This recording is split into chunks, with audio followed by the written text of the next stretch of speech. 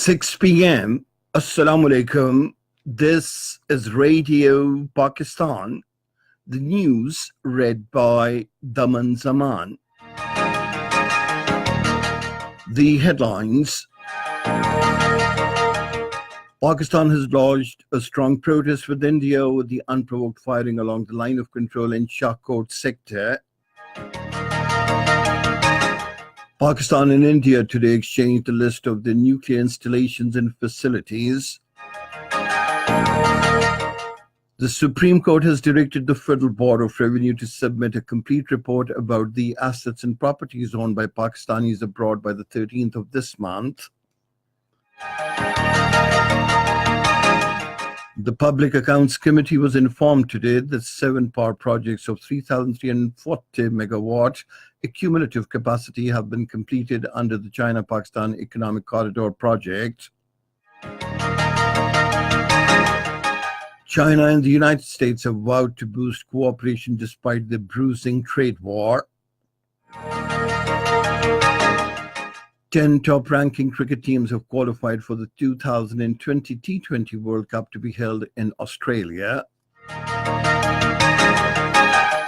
And now the news in detail. Pakistan summoned the Indian acting Deputy High Commissioner to Foreign Office today and lodged a strong protest with him over the unprovoked ceasefire violations by the Indian forces along the line of control in Atmakam area of Shahkot sector. As a result of the firing, an innocent woman, Asia Bibi, was martyred while 7 civilians, including 2 women and 3 children, sustained splinter injuries.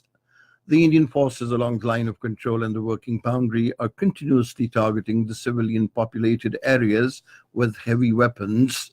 In 2018, the Indian forces carried out more than 2,350 ceasefire violations along the line of control and the working boundary, resulting in the martyrdom of 36 innocent civilians while injuring 142 others. This unprecedented escalation in ceasefire violations by India is continuing since 2017, when the Indian forces committed 1,970 ceasefire violations. Pakistan and India exchanged a list of nuclear installations and facilities today. The Foreign Office, in a statement, said the list of nuclear installations and facilities in Pakistan was officially handed over to a representative of the Indian High Commission in Islamabad this morning.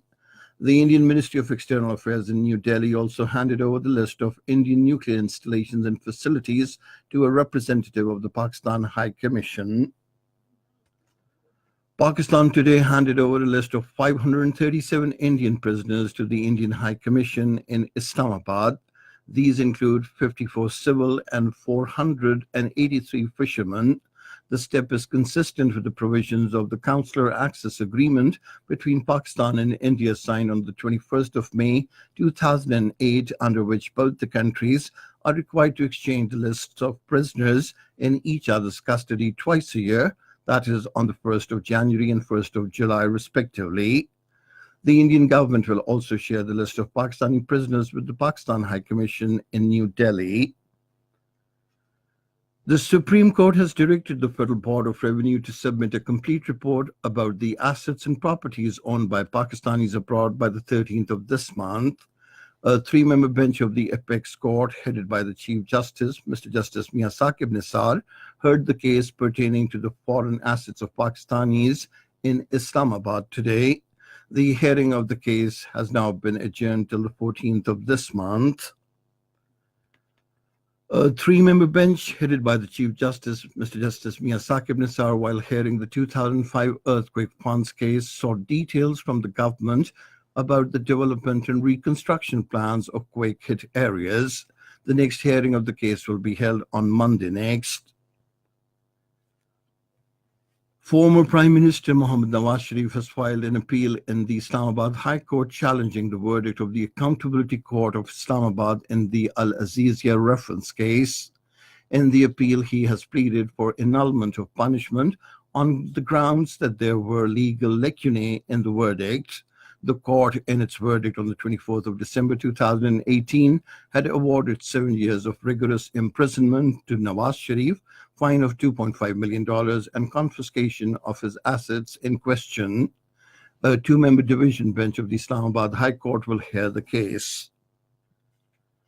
The Public Accounts Committee was informed today that 7 power projects of 3,340 megawatt cumulative capacity have been completed under the China-Pakistan Economic Corridor project. The opposition leader Mohammad Shahbaz Sharif chaired the meeting held in Islamabad today. Secretary Power Division briefing the committee said 13 projects of 7,240 megawatt under the CPAC are in the execution phase.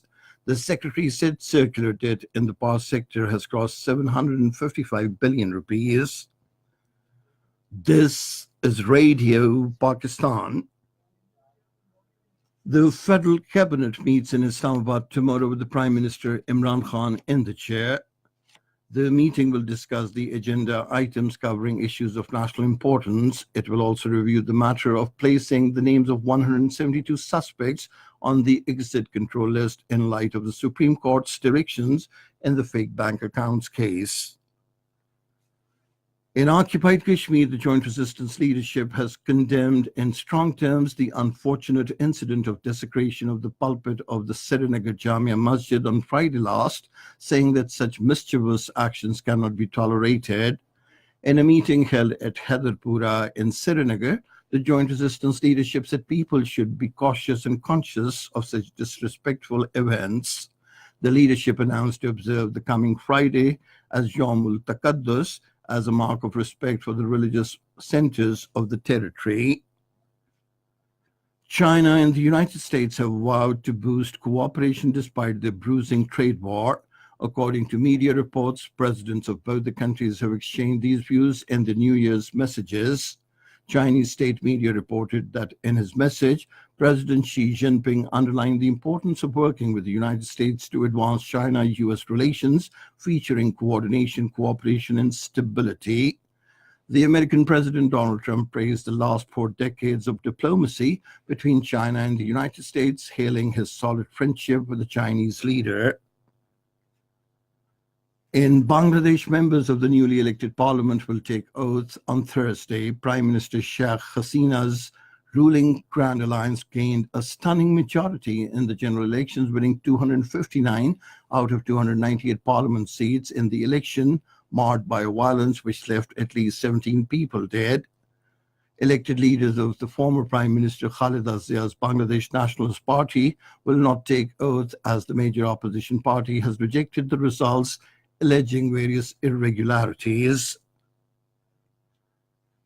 The European Union and Iraq have signed a strategic partnership pact amounting to $82.5 million for Iraq's reconstruction plan.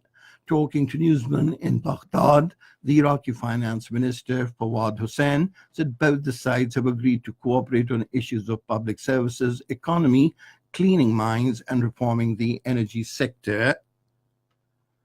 In Indonesia, 9 people have been killed and dozens are missing due to landslide triggered by heavy rains which hit the Western Java province. And now news about sports. 10 cricket teams have directly qualified for the T20 World Cup to be held in Australia in 2020. The announcement was made by the ICC on the basis of latest ranking of cricket teams in the T20 format. According to qualification criteria set for the tournament, 8 top-ranked teams have made it straight to the Super 12 stage, while the remaining 2 will play in the group stage, along with 6 other teams which will make it through from the ICC T20 World Cup qualifier 2019. Pakistan, India, England, Australia, South Africa, New Zealand, the West Indies, and Afghanistan will start their campaign directly in the Super 12s, while former champions Sri Lanka and Bangladesh will have to contend in the group stage, which will be held from 18th of October to 15th of November 2020. And finally, the weather. Mainly cold and dry weather is expected in most parts of the country during the next 12 hours. However, light rain with snowfall over the hills is expected at isolated places in Malakand, Hazara, Mardan, Rawalpindi, Gujranwala, Lahore divisions, Gilgit-Baltistan, and Kashmir. And that's the end of this news bulletin. For more news and analyses, log on to our website, radio.gov.pk, and you can also watch the live video streaming of our bulletins on the link facebook.com/Radio Pakistan News official